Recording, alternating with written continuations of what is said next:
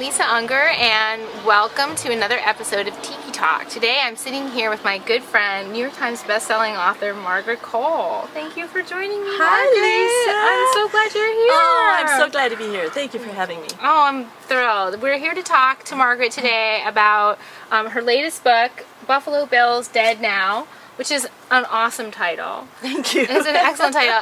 And one of my Facebook friends, Lisa Paquette, who is actually also the winner of this book, she wanted to know, what is the story behind this really interesting title that you've chosen? It comes from a poem. My favorite poem, which is by E.E. Cummings, one of my favorite poems. It's called Buffalo Bill's Defunct Now. Oh, Defunct Now. So since I write mystery novels, I decided to substitute dead. You know. Well, yeah. For defunct. But that's where it comes from. That's really cool. Yeah. So you write a wonderful, vivid, rich mystery series featuring Vicky, who's a lawyer, and Father John, who's a priest in a Wyoming reservation by the name of the Wind River Reservation. Right.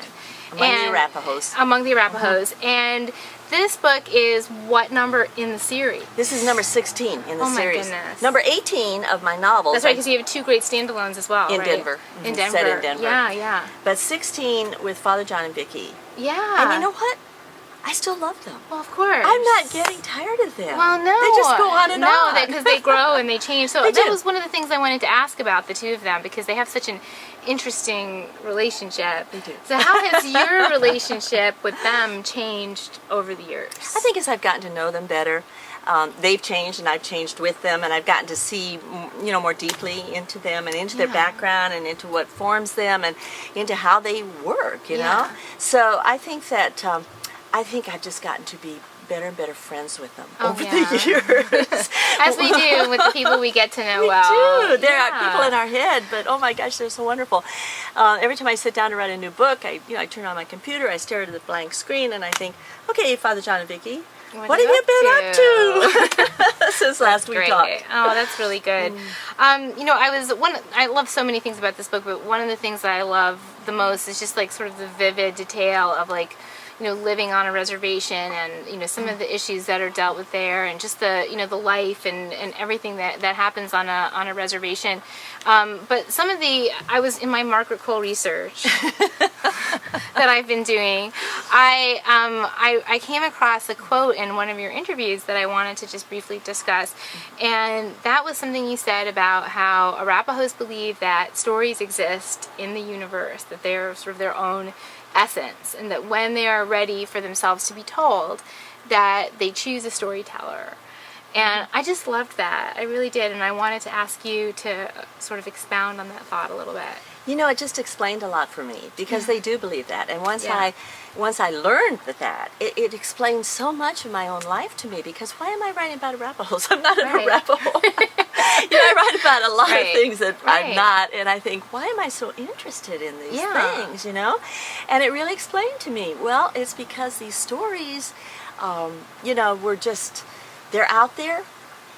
When they get ready to be told, they dropped into my head, and so I accept that. I just accept it. Yeah, and I love the idea of it. Yeah, I think I can relate to that. I feel like because stories you have your choose own me. Stories. I do, and they choose, and I feel a little bit removed from the process. That I'm just sort of receiving a story that wants to be told, and that it's finding its way through me. Isn't that true? And I think that's true of most people who are sort of natural writers. And it brings me to another thing I've been writing about it this week, and it's been something that's on my mind a lot.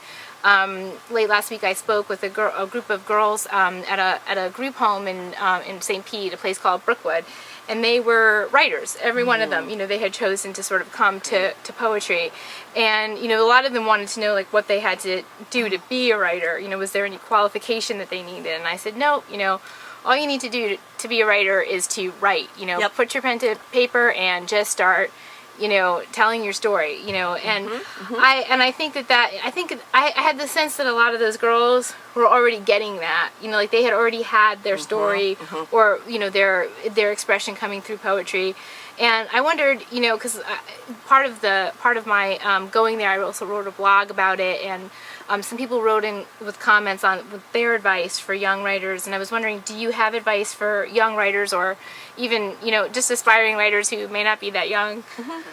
Yeah, I think the advice is, which we've learned, Yeah. you really learn this, and that is, you can't let anybody tell you can't do it. That is so true. You Yes. do it. You Yes. just do it, and you have to always believe, and you have to persist.